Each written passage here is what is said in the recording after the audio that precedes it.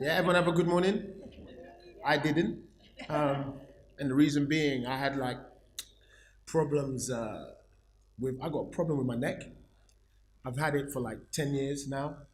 Funny enough, I didn't know when I first did it that I had this problem. And interesting story, and it's basically what I'm coming to talk to you about today. Um, So I keep on going back and forth. I have this back problem. I've got this back problem. And my main thing is I'm a music producer.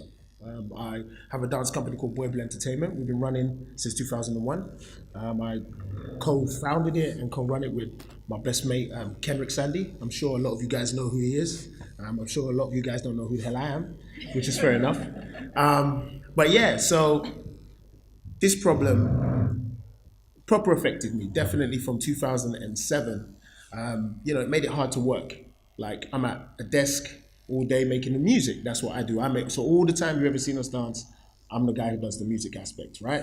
So I thought maybe it's because mad head nodding, when I don't know what it was, but I've got this back problem, right? And I'm suffering with it.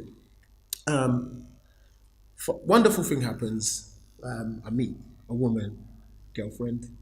Um,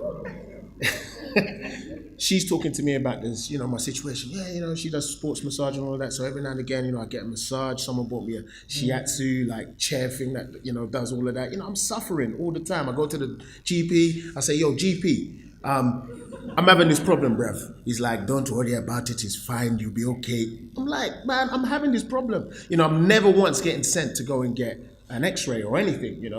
So as I said, this woman comes into my life 10 years on. And she goes, nah, this is wrong. I think you need to request and force them to do something. So eventually I go in and x-rays my back. Turns out I've got arthritis on my neck. He said, have you had like an injury? Have done anything like high impact? I said, no, man, I make music. I sit down and just make beats. That's all I do. He's like, no, something happened. I said, oh. I went to St. Lucia. Was on one of those banana boat kind of things, and I've fallen off it. And as I've fallen off it, I've cracked my neck. I've had a fracture there, yeah, and obviously it's healed back badly, and now it's got arthritis on it. So anyhow, she's like, yeah, you should talk to one of my friends. He's an osteopath. So I go, okay, cool. All right, so go and do his session. He's quite expensive as well, these osteopaths. And I go and have this conversation with him, and then as I'm talking with him, I'm seeing all his accolades. He's worked with some very notable contemporary dance companies, some very notable ballet dance companies, and I'm like, wow, I see an opportunity, especially for my scene, for my hip hop scene, right? I say, you know what? I need someone like this person who has all this knowledge, all this, previous interaction with dancers, yeah, to use him to help me kind of do, I guess, everything that we're kind of doing today.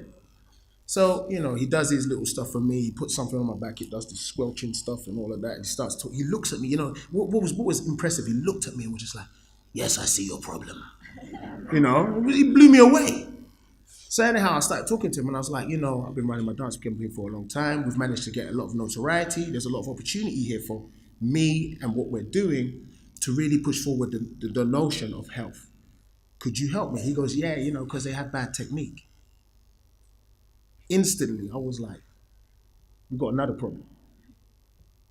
It's the problem of perception and what that means for us as a community and how people see what we do. Now, for me, it has quite a few strands.